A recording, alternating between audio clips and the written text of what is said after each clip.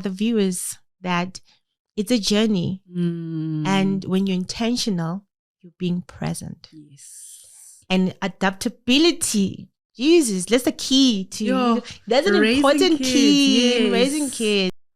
I can feel there is somebody here, and he's watching over me tonight as he takes away my fears, lets me know there's a heaven up there. Yeah, he's reaching out his hand to me to wash away my tears. Oh, I know you and I praise you. Got my arms open for your love. Oh, I want to be near you. I hear angels from above. Hi family, welcome to my YouTube channel. I am Matilda UBC, and if it's your first time here, welcome. And for my returning family, my Sabis, thank you so much for returning. Thank you for being loyal, and thank you for the love. I've seen the likes, I've seen the comments, and I've seen you guys sharing. I really appreciate that from the bottom of my heart. I thought I should explain, as you might have seen, what to expect next. So I was invited to a podcast/YouTube video by a sister of mine that I've met previously when I was in Mrs. South Africa in 2023. Her name is Tshireletso, and she runs Mom's Mental Oasis. So she has a YouTube channel and also a podcast. So guys, as you do enjoy the video, please also show some support. Look out for Mom's Mental Oasis. I think I'll also add it on my description so that we support her. She talks about all issues that mommies would be interested in, actually parents would be interested in. So that would be lovely if you could support her. And for all parents, I hope you enjoy this video, and if it's relatable, throw in some nuggets, some questions that she could also tackle in her next videos in her channel, and maybe we can also talk about it here. But I hope you enjoy, and it's a very good conversation. I know a lot of you would relate. It's more about purposeful parenting, and we tackle here instilling values in those little ones, especially as they are still small. So I really had a good time sitting with her, talking, and I really also hope that it will be impactful and you would enjoy it. Okay. Welcome to the Mom's Mental Oasis, the show that explores maternal mental health, motherhood, and parenting. We are all about nurturing, supporting, and educating, because we know that when we know better, we do better. I am your host, Modern Makoti Ngobeni, and it is always a pleasure to have you back with me again. I hope that you have subscribed to our podcast channel on YouTube and Spotify, and that you've liked us on our page on Instagram called MummySpace_ for tips and more resources. Today's episode, we are shifting the gear a bit, and we are focusing on parenting. But most importantly, parenting with intention. I said it before, mamas, the theme of the year is intentional living. And with it, everything that we are doing, we are going to give it our level best to be present 100%. And one thing I can tell you is that when you start the parenting journey, which is what we're doing currently with our 3-year-old, it's a very different ball game. Like, it's very different. It's you managing your kids. And I know one thing for sure that I have learned and I've seen myself is that structure is an important element of parenting. And for structure, you need to have values. Values are an important element to have in your parenting journey. The mom I'm having today, she is a mom that I've met through a sisterhood journey of mine. And she's actually a mom of 2. She's very dedicated to her beautiful kids. I really love how she shows her motherhood journey. I feel like she's a mom for me that, there's a thing I like to say that your words speak through your action, and she's completely that. But what I love the most is how I'm seeing her traveling with her beautiful kids. And I felt like, today's episode should impact on that, as parenting purposely and setting values that we can use with our families through little activity. I think it's called family times we have with our kids. And I know that for me and my family, the values that really matter to me is honesty. And let me tell you, it's very hard to get a toddler to be honest, especially when they've done something. They're a very naughty person, but it's something I'm teaching her. And the second thing is accountability, to apologize. I apologize to my kids, guys. If I make a mistake, and I know, because I lose my temper. Like, I don't know a mom who doesn't lose her temper. I am one of those moms who lose her temper, but I do try to get better with it. And for me, showing her that apologizing is important contributes a lot to that. Then the other 2 are empathy and respect. So you can imagine how tough it is to instill this to a toddler who really lives in their own world. But I try, I really do. Though my husband says that I lose my temper. I spoke about this. I am working on it. But she's such a delightful individual. And my aim is to get her to be her fullest self, but have that self-control. I don't want my child to be scared of her emotions, and I don't want her to be scared to be expressful. But I know that, you need to teach them respect in a way that they know they have to give. And I don't want her to know respect by age, but I want her to know respect by actions. And that's how I was raised. And that's what I'm aiming for her. So I did promise you that I'm going to make it a mission to get myself some guests. And I do have a guest today. She is an amazing and loving person that I've met through a sisterhood pageant. And, I like looking, I said this before, my favorite thing about people that I follow on social media is simple. I want to see that the life you are displaying to me actually reflects that. And she does. I love that about her. And that's why I felt like as me having her to talk about parenting with a purpose is just perfect. So with no further ado, I'd like to introduce to you guys to the beautiful Matilda. Thank you so much. It's you. It's an honor being here. Just for you making time. I promise you, this lady is never at home. I feel like every time I go to your WhatsApp status, I'm like, where is she now? All the time, you're never at home. But you know what? It makes me think about how, a lot of times we've been told that as moms, everything is limited. Yes. Nothing can be beyond the realms of the environment of home. But you show that no, home is where you are with your kids. Exactly. Oh, please introduce yourself to the amazing viewers. All right. So as she has already mentioned, I am Matilda Ubisi, a 35-year-old married woman, as she has already alluded. I married to my wonderful husband, Bulelo Ubisi, and I have 2 beautiful daughters, Mikenso and Muhluri, and currently based in Gauteng. I am a process engineer for a financial institution, and I volunteer in church as a Sunday school teacher. I love kids, and I'm so blessed because I'm raising them at home, and I also volunteer to teach them in church.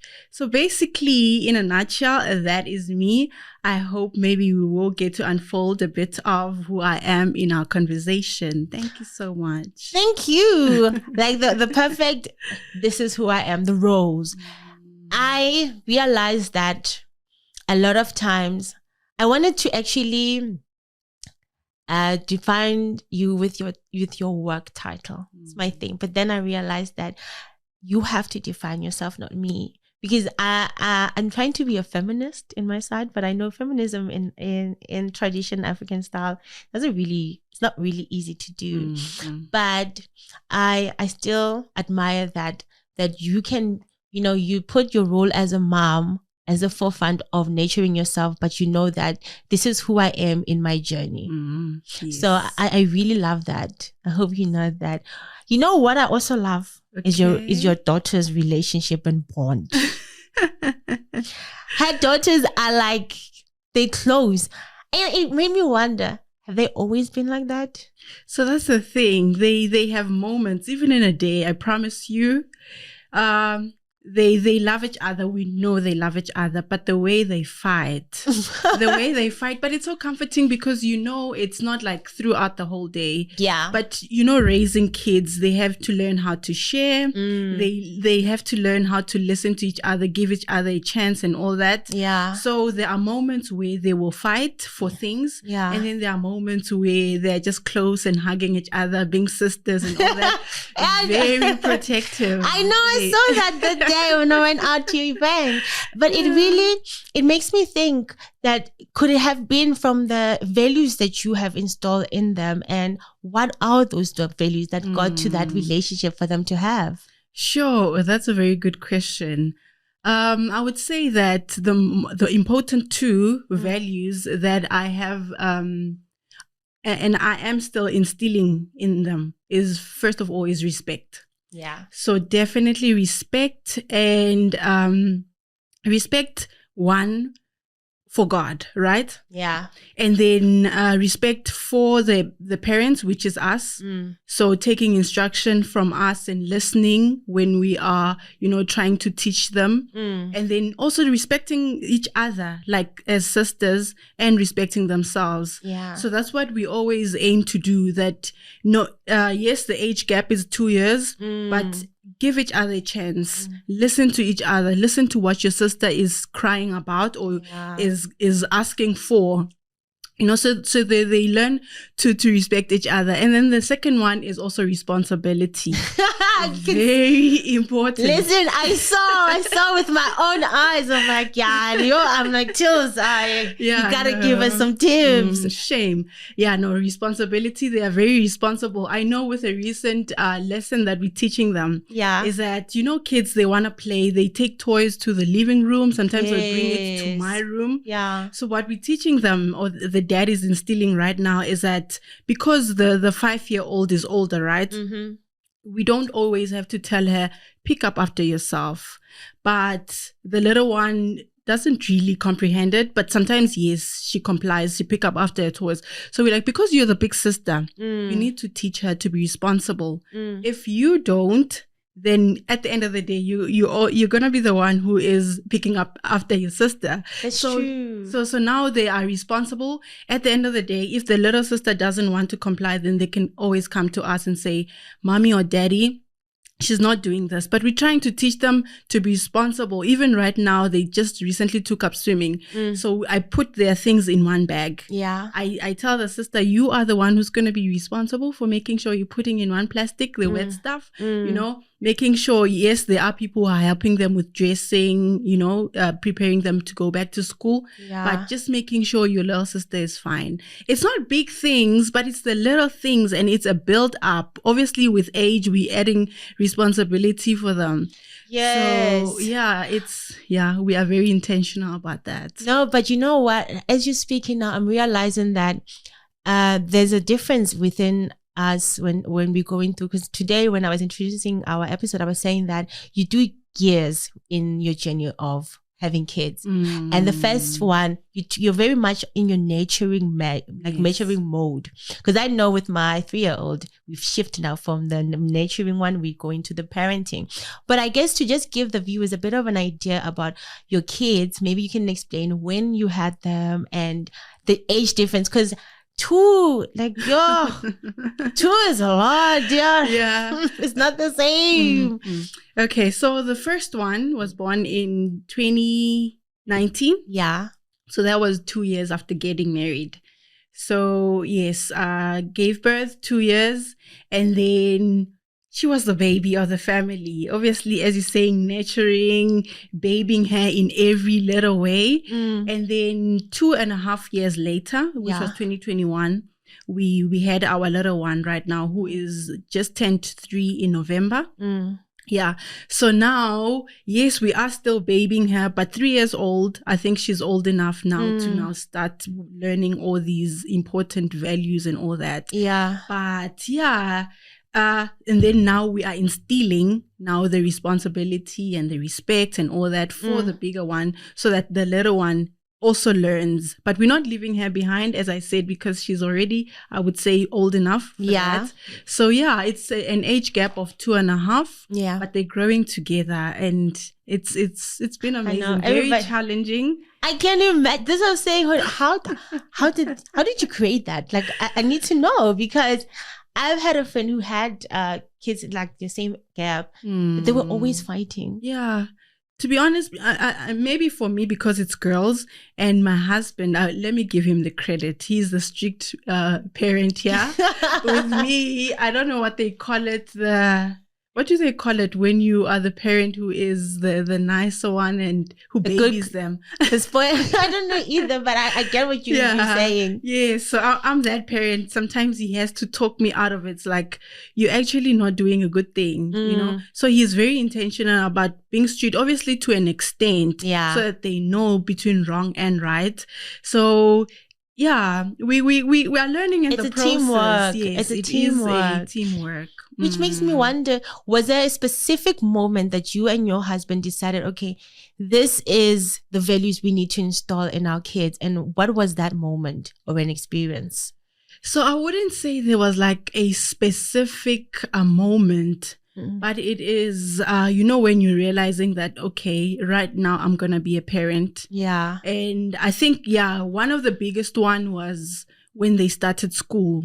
Because we realized that, yes, we might try to teach them whatever we're trying in the house, but now we are exposing them to schools where they'll meet different kids. There's going to be different kinds of teachers or assistants and all that. So now it's not only about what we are teaching them at home, but also what the teachers are instilling in them or what they are learning through their friends. Yeah. So from then we had to be intentional, and our voices had to be louder than what they're going to get outside. So we knew that if we don't do it at home, then they are going to grab whatever that they get out there. You know what? That's very actually an important thing. I feel like we moms, I always say this thing like this to moms, that during the first years of your child, especially when you're 4, you should be the biggest voice in your child's mind. They should hear nothing but good things from you. And hearing what you're saying actually emphasizes the importance of us as moms to make sure we play that part. Yes. But I want to also put out, husbands, did you hear? Please. It's a teamwork. Yes. It's a very much a teamwork. You know, I also love that you're traveling. Yes. You also motivated me to travel. That's good. I'm happy. Like, because I have the last time I traveled, I think it was 2019, before COVID. And that was after that year we tried for my baby girl. Yes. And I haven't actually, I've traveled, but not to the extent that I used to do. Yeah. And I got like, I tried once with her. And it was like, do I really want to do this again? Was it a lot of work? It's just, oh my God. I don't know how to put it. My husband says I'm short-tempered with her, but I'm getting there. It's just, so it's the planning. Maybe you can be the voice of reasoning with me here.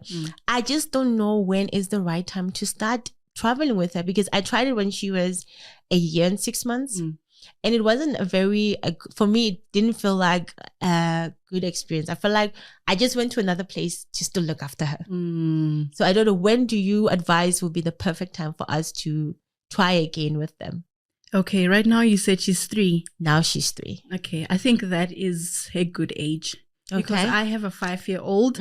So the first time we traveled with her, like a big trip, was when my 5-year-old was 2 years old. So we went to Cape Town, flew with her. Yeah. And I honestly don't think that was the right age. Yes, pictures and videos. Yeah.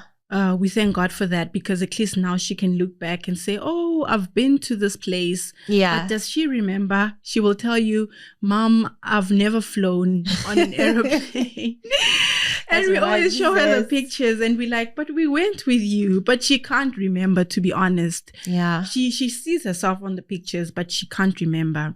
Okay. So with my 3-year-old right now, yes, I don't know, maybe at 5 years if she'll remember, but I think she will. Yeah. Because now she has started school. I think she is learning. She is at an age of learning, right? Okay. So even when we go on vacation, we try to make it educational, be outside, ask them questions, even at the end of the day, check in. What did you like about today? Or what would you like to see tomorrow? Obviously with whatever that we're working with at that moment. If it's in the Kruger National Park, what animals did you see today? What are you hoping to see the next day? And what was exciting, just engage them to try maybe instill it in their heads as well, to say that they've learned about this and all that.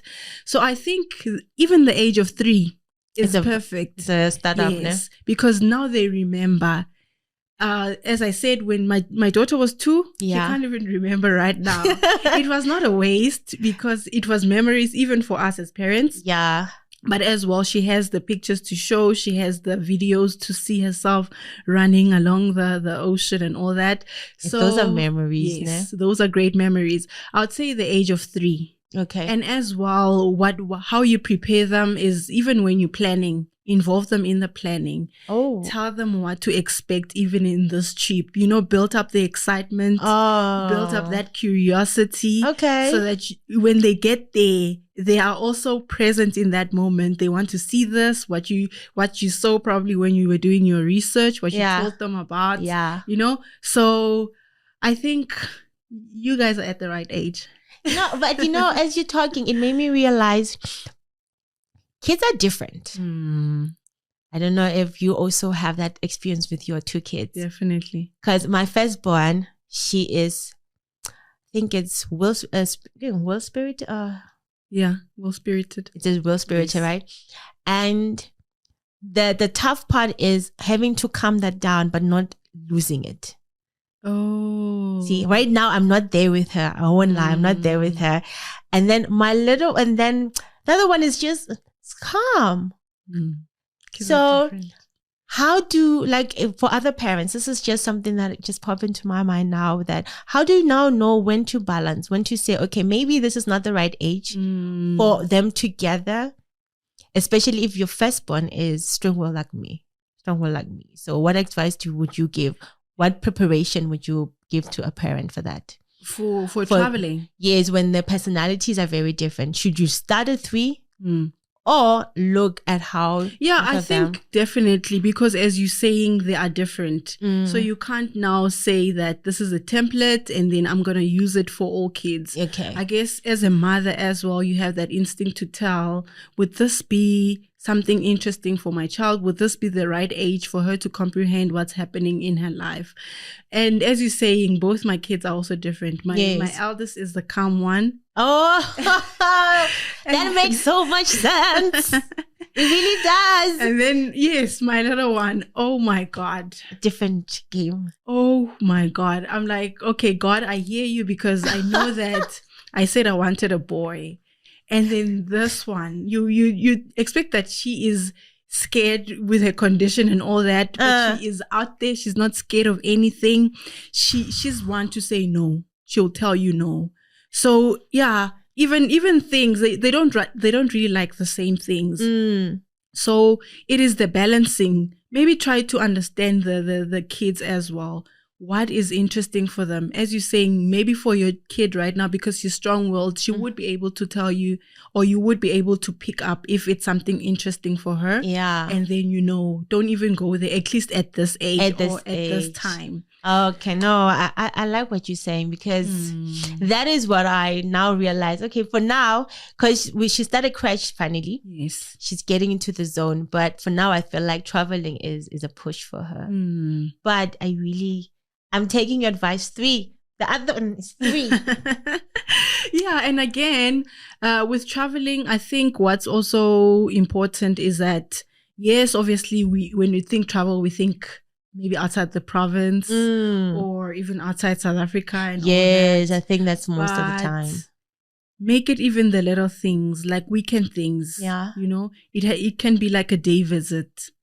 Go to an area where you just go for that day. Yeah. I think maybe that will help as well, to see if that would be something that you'd be interested in. Okay, Let her go see animals somewhere around Gauteng, or let her go play games somewhere, and you see, okay, is this interesting? Or not for her? Yeah. No, you're right, because my mistake, which I take full responsibility for, was I took her out too early. I took her to places too early, and every time we're there, she made me realize why I should just stay at home. But can you share a specific story where you were traveling and you were able to teach an important lesson to your girls? Okay, if I had to think about it, that's a very good question. I think it happened recently. Oh. So last month we went to the Free State in Clarence. Yeah. With our kids, and then we had, as I said, we planned the day before, and one of the places we wanted to go was the Cathedral Cave. Yeah. One of the most beautiful, if you go on TikTok today, I think everyone who's been to Clarence will tell you about it. So we were like, that's the first thing we're doing. Yeah, that's the first thing we're doing. I don't think we had done proper research, right? I don't think we were so prepared. So, okay, anyway, first thing in the morning, we're hiking. We're going to the Cathedral Cave. We get to the national park. Yeah. Now I forgot the name of the national park, but it's one of the biggest in Free State. So we go there, and then they tell us that, okay, it's 190 per person. Great. But it is about 1.5 hours of hiking. And about also 1.5 hours coming back. And that is not including the time that you're going to spend at the Cathedral Cave. And as well, that for you to have the full view, you might have to swim across, which obviously it's under the cave, so it's deep and all that. So it was kind of a disappointment, because one, we're going with kids. Imagine 3 hours out there. I'm calculating the time in my mind. I'm like, with kids. Yes. So definitely it was a no. And as well, the kids were not really dressed for it. So it's the fact that we have to carry them throughout, hiking 3 hours with kids, carrying them. So because that day we had planned to do that, and it never really got to happen, it was kind of like a disappointment, and it ruined our plans, right? So we're like, okay, what's the next option? They were like, no, you can still hike up the place. It's quite huge. So there is a 70 Rand package. Just go and, so we're like, okay, fine. It's fine. Let's pay the 70 Rand. Let's just hike up. Oh my goodness, I kid you not. It was so amazing. What we saw there was so beautiful. Like, I promise you, it was unexpected.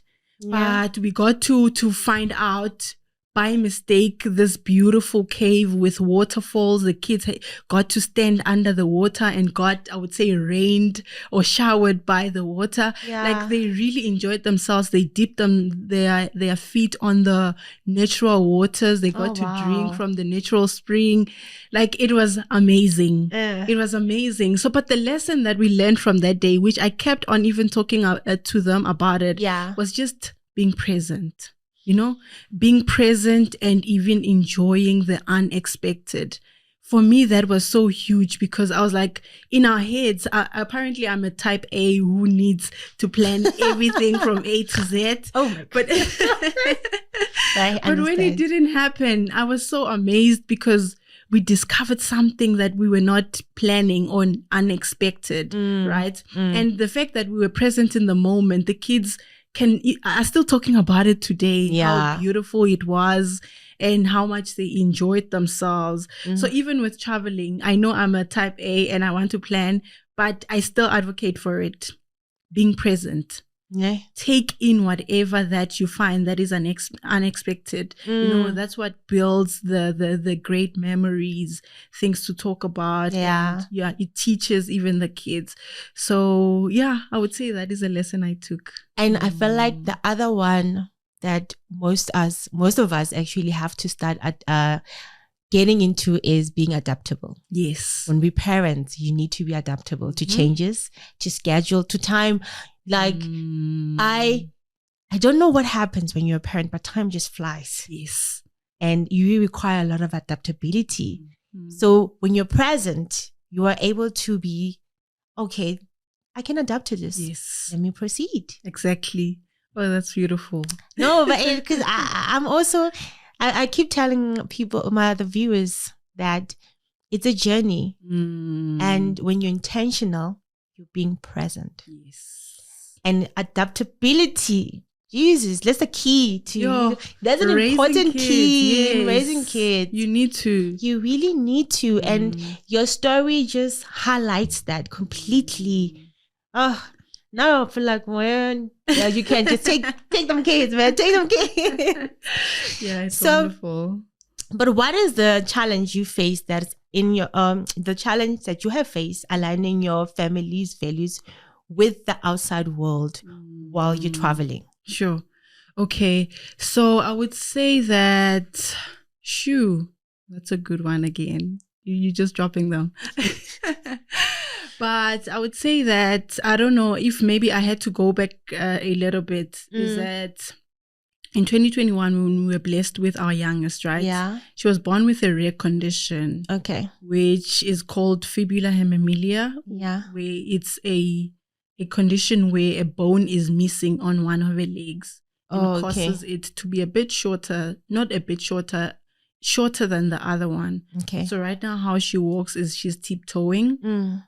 And some people haven't noticed it on pictures because you think that's the way she's standing, but you can see when she's standing. Oh. So definitely she's different. Yeah. She's different, she's special, she's unique.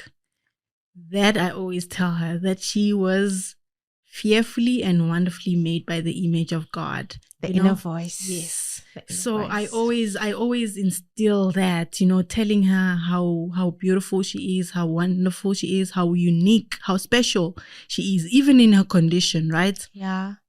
And then, when you go out there, you meet kids, they get to see that, okay, you're a bit different. Yeah.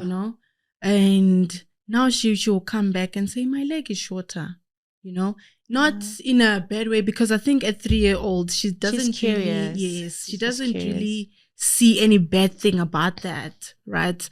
But it is things that obviously they're hearing from out there that, okay, your leg is shorter, the way you're standing, trying now to make her feel like there's something wrong with her. Yeah. But because we are intentional about constantly teaching her that, no, there's nothing wrong with you. You are, yes, definitely different. So it's the little things that we teach. And because there is the outside world, there is the reality, we need to constantly enforce it so that it doesn't mess up with her mental wellness as well. To think that there is something wrong with her when there is definitely nothing when she's wrong. Just an amazing little girl. She is. So yeah, I would say that. No, because I'm getting all emotional and necessary. But that's the thing. I know my family didn't get when I always tell my baby, oh, you're beautiful. You can say no. Yes. And she says no a lot. But the way she said it, there's a conviction in there. And that's what you have. When you're telling me all of this, it's just make me realize how powerful our words are to our kids. The conviction in outwards grows that in them. And that's really, Sure. that's really beautiful. Sorry. You know, like sometimes we don't realize. Somebody was saying that sometimes I always want to give my child something that I know the world can't take away from. Yes. And that's what you're doing with her. And that's really beautiful. You're really giving them this experience of seeing the world. And I always say, I love seeing the world through the kids. Yes. It's amazing, isn't it? It's beautiful. It's so beautiful. I'm sure you traveling makes it even worse. Sure. I promise you, even my 5-year-old right now, she will pick up a flower and say, "This is so beautiful." I'm like, it's the little things. It's the little things. I remember even right now, we were taking pictures of butterflies.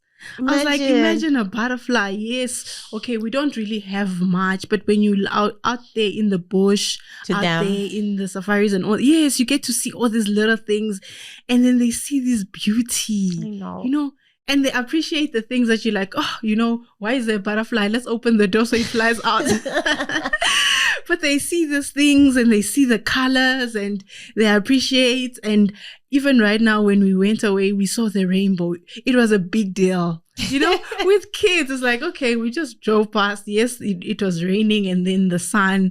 But with them, but I know, you know, it's just, it's different. It's so beautiful. And which now makes me realize then what is your lasting what are you hoping to impact on your children when you're traveling with them? Sure. Okay. Yeah, that's a good one again. But I want them to be curious. I want them to be curious. I want them to have gratitude, because when you're out there, you get to experience the great, and also the sad.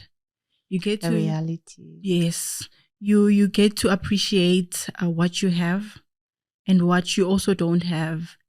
So I want them to learn. There's quite a lot. As you said, adaptability. When you're out there, sometimes plans change. They do. You know? So I want them to think even outside the box. I find myself in here. What can I do differently, you know, so to make my experience better and all that. I want them to learn. I want them to love nature. I want them to love traveling. I want them to experience different people, different languages, different cultures, you know. Even when we're out there, you know, with kids, they don't even have to know people or other little kids. They just make friendship on day one. She's like, you know? And it doesn't have to be the same skin color as us. It's every kid. They're limited. You know? Yes. They're they appreciate themselves, and then they also get to appreciate other kids. They learn from them. You know, just to open or broaden their perspective on life and all that. So those are the things that I'm hoping it teaches them, you know? And to powerful. dream. It's very powerful. My 5-year-old was telling me, "Mommy, please take us to Disneyland." Oh my God, you should. I'm like, my daughter, I'm so grateful for the vote of confidence you have in me. Listen, I'm pumping her to continue, because when I went to Disneyland, I was like, one day I'm going to come back with my kids. Yes. It's worth it. Sure. Like, but not now, but you know, one day when I do. But I love what you're saying, that building curiosity, because curiosity is a powerful tool for kids, especially when you want to promote school education. Yes. When you have curious, you're going to have that curious mind of wanting to do things, wanting to see things. Yes. How is that? How does that change? And that's very beautiful. It's so beautiful. Listen, we can sit here and talk for years. Because as moms, there's never a stop. No. Our conversation never stops. So, it's impossible. Especially when you're talking about the kids. When you're talking about the kids. And to think you haven't even touched your career, you haven't touched the other stuff you do. But mommies, please follow Chills' amazing page on Instagram, Explore with Chills. It will just make you see the world differently. It will make you want... Every time I see them, I'm like, wait, this girl just doesn't want me to sit at home, right? But I always have something to close with for an episode. So I'm going to give it to you. Okay. But I want to thank the viewers for sitting here with me and Matilda and for learning. But most importantly, I want us to always continue parenting with a purpose. Our kids need us. And if you sit down, if you're a mom or a dad, you sit down and you look at all the great people who are doing great things. They got a dad singing for them. They got a mom singing for them. So your voice is very powerful. How would you like to close for us to the moms out there when it comes to parenting with a purpose? Sure. I would say that first thing, be intentional. Be intentional with your kids. Everything that you would like out there. As Tshireletso has said, that even just watching, what you see on social media and you like it and you feel like this would be good for the kids, start there. Practice it with your kids. Plan ahead for your kids. Now they are at I would say, sensitive stage where you can instill anything at that age.